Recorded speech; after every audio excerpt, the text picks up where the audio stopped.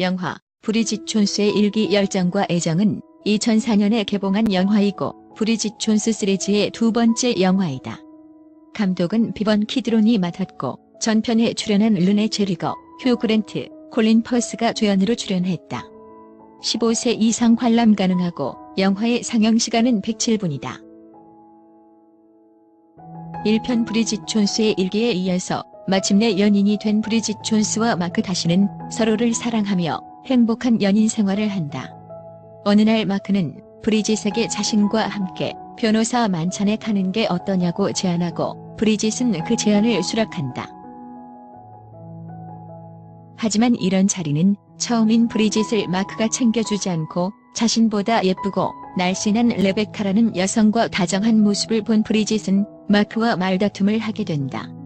그렇지만 마크는 브리짓의 집 앞까지 찾아와 용서를 빌고 마크의 잘못도 있었지만 자신의 잘못도 있었던 브리짓은 마크를 용서하게 된다. 화해도 할 겸 마크는 브리짓에게 스키장 데이트를 제안한다.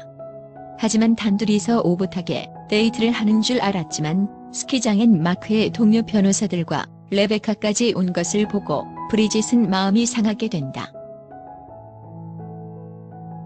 마크에게 자신은 스키를 잘 탄다고 큰소리친 왕초보 브리짓은 스키를 타다 약국 안에까지 들어가게 된다. 생각해보니 생리를 안 하게 된 지 오래된 브리짓은 임신이라 생각하고 약국에서 임신 테스트기를 구입하고 호텔로 들어와서 테스트를 한다. 스키를 잘 탄다고 한 브리짓이 스키장 어느 곳에도 보이지 않자 걱정된 마크는 스키장 안 호텔까지 들어가게 되고 그곳에서 임신 결과를 기다리고 있는 브리짓을 보게 된다. 이에 마크는 연인이 된 지 얼마 되지도 않았는데 벌써 애가 생긴 거냐며 애가 크면 다시 가문이 대대로 다녔던 이튼 고등학교에 보낼 거라며 선수를 친다. 브리짓 역시 임신인 줄 알고 다시 가문이 대대로 다녔던 이튼 고등학교는 기숙학교라서 보내지 않을 거라며 단호하게 말하면서 이튼 고등학교에 대한 험담을 하자 마크와 브리짓은 또 다시 말싸움을 하게 된다. 임신이 아닌 것으로 결과가 나오자 둘의 사이는 서먹서먹해진다. 거기다 상견례에서 마크가 결혼은 아직 생각 안 해봤다며 선을 긋고 마크가 화장실 간 사이 브리짓이 휴대폰에서 레베카의 음성 메시지를 듣고 난 후 브리짓은 마크에게 헤어지자고 한다.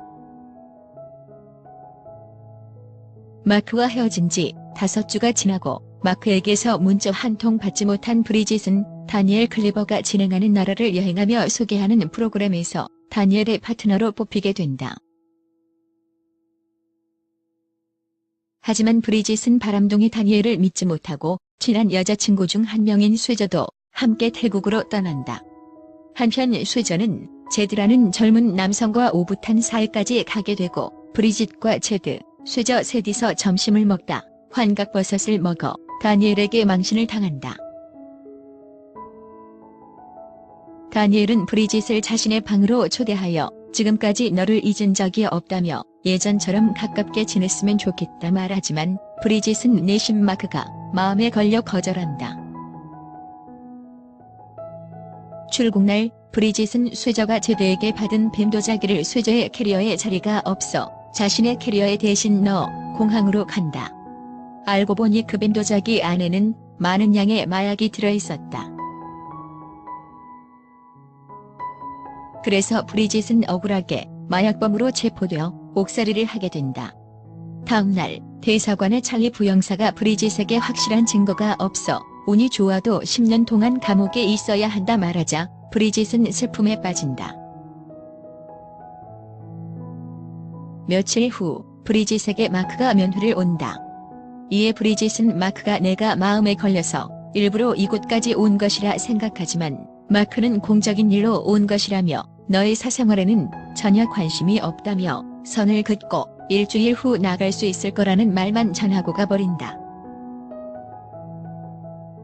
그러자 브리짓은 일주일 후 감옥에서 나올 수 있을 거라는 말보다 마크가 자신에게 더 이상 애정이 없다는 사실에 비탄해한다. 브리짓은 자기 소지품을 같이 생활한 수감자들에게 주면서 마침내 석방되고 영국 공항에서 기자들과 부모님의 환영을 받고 집에 돌아온 후 친구들에게도 환영을 받는다. 그리고 뜻밖의 소식을 듣는다. 바로 마크가 브리짓의 석방을 위해 엄청난 노력을 한 것인데, 이에 브리짓은 마크가 태국에서 자신을 냉대한 것이 속마음이 아니라는 것을 깨닫고 마크를 찾아 나선다. 한편 마크는 브리짓이 영국으로 돌아오기 전 브리짓이 체포됐는데 아무렇지 않게 프로그램을 진행하고 다니는 다니엘을 찾아 또 다시 다니엘과 주먹다짐을 하며 왜 공항에서 그녀를 보았음에도 그냥 두고 왔는지 따지면서 분수대에 빠뜨린다.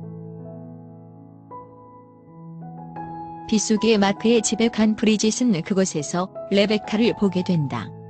하지만 그곳에서 레베카는 레즈비언이며 마크를 좋아하지 않고 엉뚱하게 자신을 좋아한다는 사실을 알게 되고 억지로 키스를 하는 해프닝이 발생한다.